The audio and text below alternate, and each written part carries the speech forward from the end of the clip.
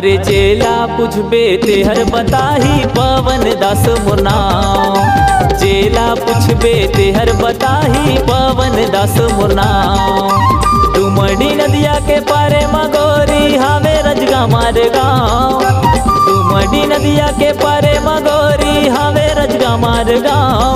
अरे चेला अरे चेला अरे चेला पूछबे तेहर बताही पवन दास मोर नाम।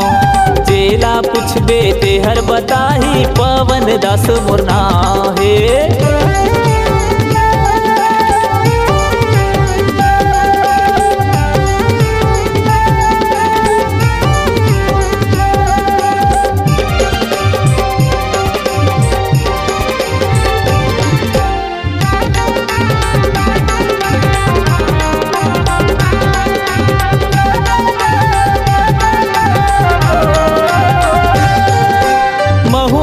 तोर दीवाना वो गोरी गाथा मैं हाँ गाना, हाँ गाथा मैं हाँ गाना।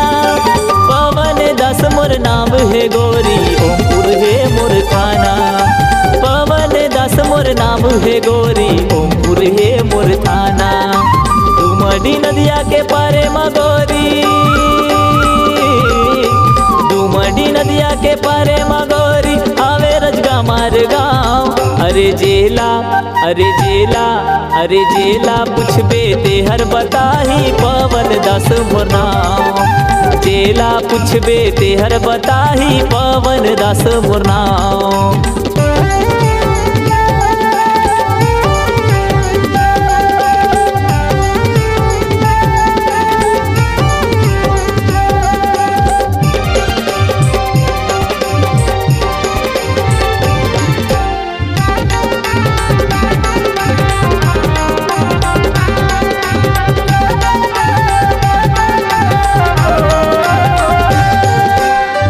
प्रीत के गोठी गोठियाना मुहुला झन फुलाना, हाँ हाँ मुहुला झन फुलाना। रजगा मार के जम्मू संगी मन हावे रे तोरे दीवाना। रजगा मार के जम्मू संगी मन हावे रे तोरे दीवाना। डुमरी नदिया के पारे मगोरी, डुमरी नदिया के पारे मगोरी हावे रजगा मार गाँव। अरे जेला अरे जेला अरे जेला पूछबे तेहर बताही पवन दास मोर नाम। जेला पूछबे तेहर बताही पवन दास मोर नाम। डुमरी नदिया के पारे मगोरी हावे रजगा मार गाँव। डुमरी नदिया के पारे मगोरी हावे रजगा मार गाँव। अरे जेला अरे जेला अरे जेला पूछबे तेहर बताही पवन दास मोर नाम। जेला पूछबे तेहर बताही पवन दास मोर नाम। जेला पूछबे तेहर बताही पवन दास मोर नाम।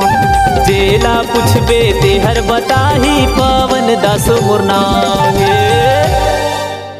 अगर आप अपनी आवाज को एक नया आयाम देना चाहते हैं तो चले आइए मल्टी ट्रैक डिजिटल रिकॉर्डिंग के लिए संपर्क करें HK म्यूजिक कंपनी, कोटा डबरी, चांपा, छत्तीसगढ़। मोबाइल नंबर है 9329238487 और 8085380339।